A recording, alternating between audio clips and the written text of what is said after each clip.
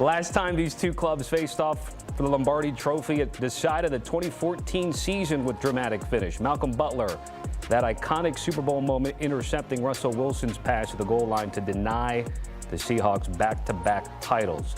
Both teams arrived in San Jose on Sunday. New England first, then Seattle. Patriots will practice at Stanford, while the Seahawks at San Jose State.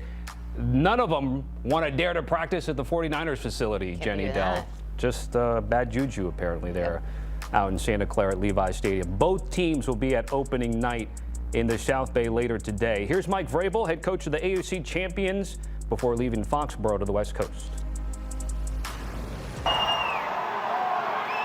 Warrior! Come out and play!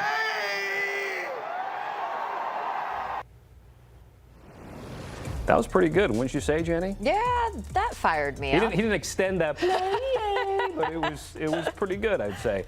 Our Pete Prisco puts our weekly NFL power rankings together during the regular season. Now he's shifting to player rankings ahead of the big game. Of the top 10 players on this list, 7 are Seahawks. Of the top 20 that we'll talk about, 12 are Seattle players.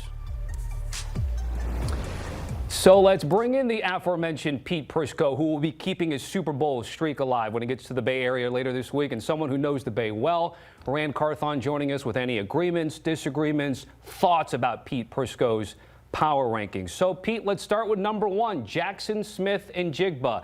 Top player, is there a clear 1v2, or where did you arrive with JSN at the top?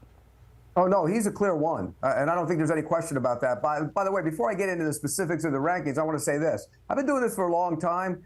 This Super Bowl does not have star power, not many at all. And, you know, usually even you have a couple offensive linemen, they're not star power, but they're great players at their position. You don't have that either. And it's a tribute to both coaches and both organizations for getting here, because they did it with a lot of, you know, players that are good players, but not a lot of great players. So that's when I do the rankings. I kind of went through this, and I said I haven't done this in a long time in terms of coming up with rosters that really don't have a lot of star talent. So Smith-Njigba is a star, and there's no question about that. And he's the best player in this game. He has a real chance to be the offensive player of the year. And what he does and the way they move him around, he's going to be a real problem for the Patriots. So he's the clear number 1 in my book. Yeah, I don't feel like arguing with Pete this fine morning. I think I agree.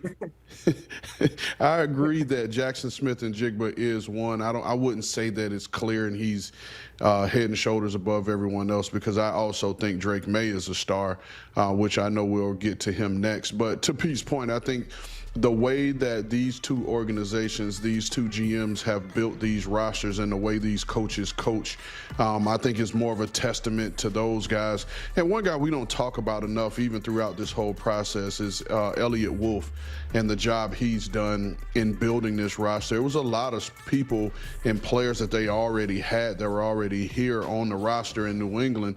But Elliott's done a really nice job in partnering with Mike Vrabel and building this team. Yeah, it's been interesting. A lot of love for John Schneider, what Seattle's been doing. But, Ran, you're right when it comes to New England.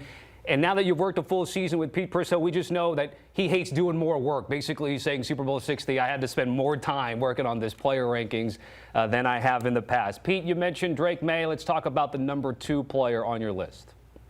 Yeah, and look, Drake Maye is on the way to being a superstar quarterback. There's no question. And he's in the MVP voting this year. So he's number 2. I just think Smith-Njigba had a better season in terms of, look, the quarterback's always the most valuable. But when you look at what they did this year, Smith-Njigba was better at his position, just a little bit better than what Drake Maye was at quarterback. He's on his way to being a superstar, no question about it. He hasn't played well in the postseason, and that's a little bit concerning when you look at going into this game, because you look at his numbers in the playoffs, he's turned the ball over, he's been hit a lot.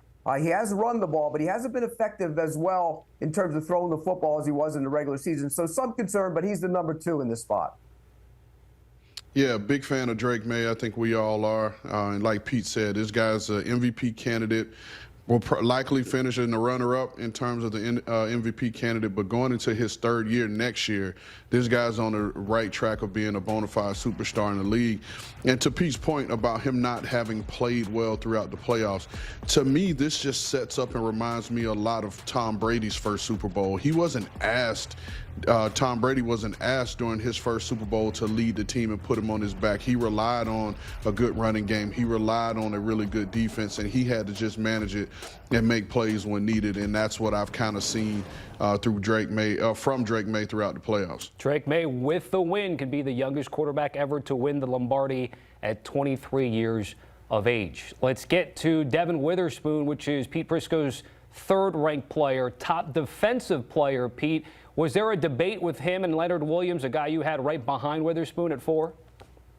Leonard Williams from a year ago would have been ahead of him, but his play tailed off just a tick this year, and that's why I have Witherspoon in the spot where he is. And Witherspoon didn't have a great championship game, by the way. You saw him stumble a couple different times in coverage, but he's been outstanding as a cover player for them. And he kind of is a little bit of a tempo setter in the way he plays. He's a physical corner. He'll tackle. He's really good in coverage. So Leonard Williams from a year ago would have been ahead of him. He's just behind him now because I think Witherspoon played at a higher level this year.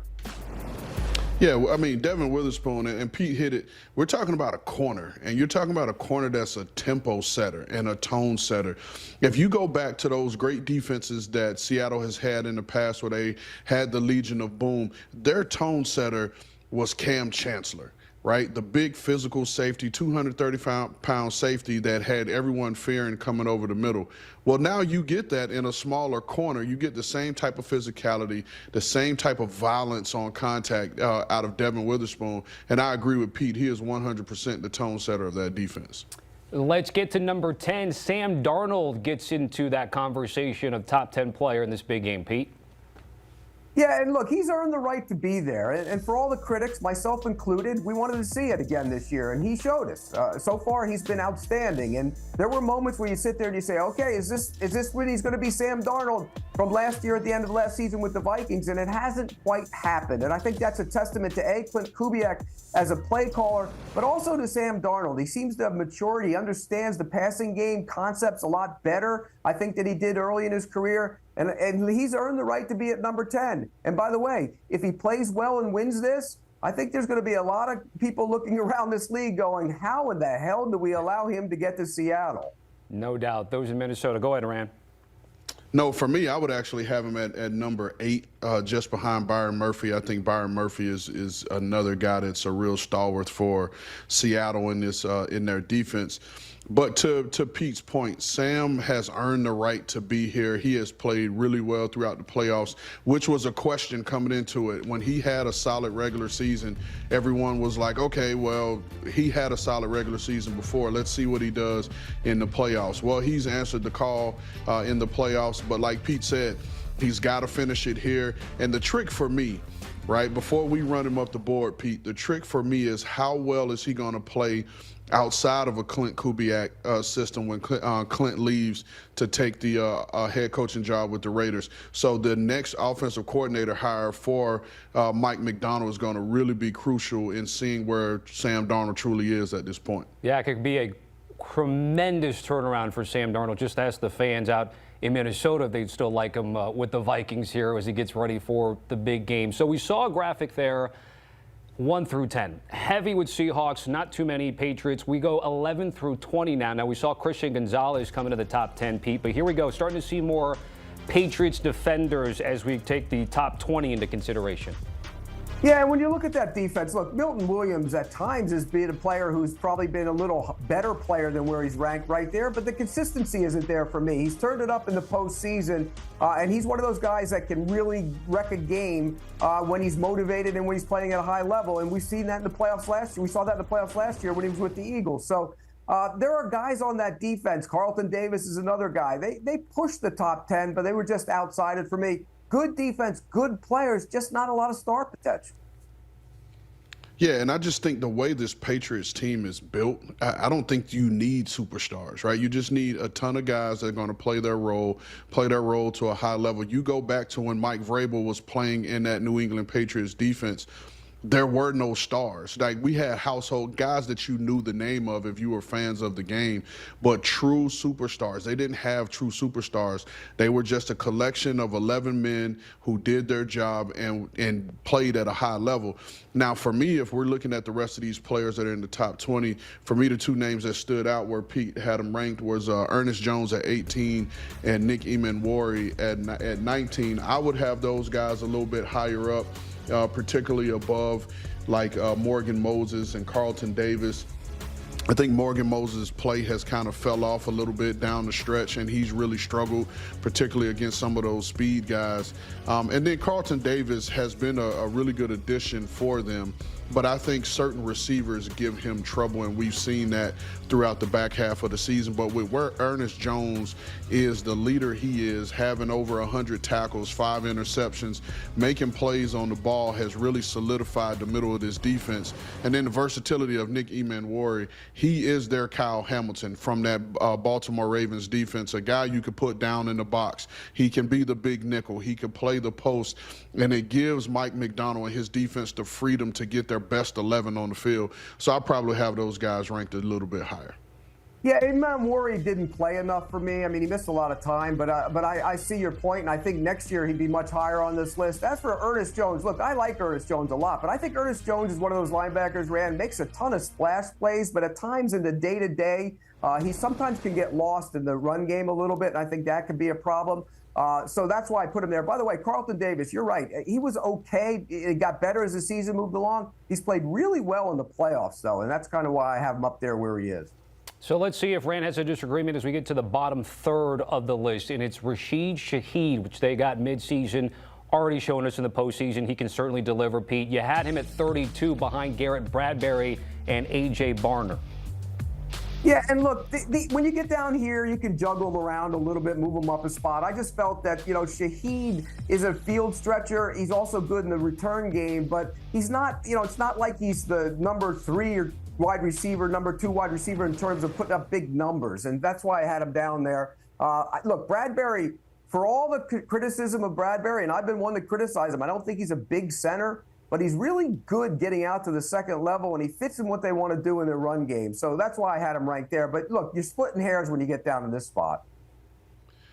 Yeah, Pete, for me, I just think, and I understand exactly what you mean with Rashid Shaheed and his impact as a receiver. I just think it was always going to be hard for a guy that you take mid-season to have to come in, learn a new system, and have an impact. Now, where I really love him and his impact, like Pete said, his ability to stretch the field. His ability to stretch the field in that Kubiak system. He plays the X receiver, which is the vertical guy, which opens up the plays underneath for JSN and for Cooper Kupp, and there's a role for him in that, but the return ability to me is what's going to really set this team apart. I expect him, because I know Mike Vrabel puts an emphasis on special teams.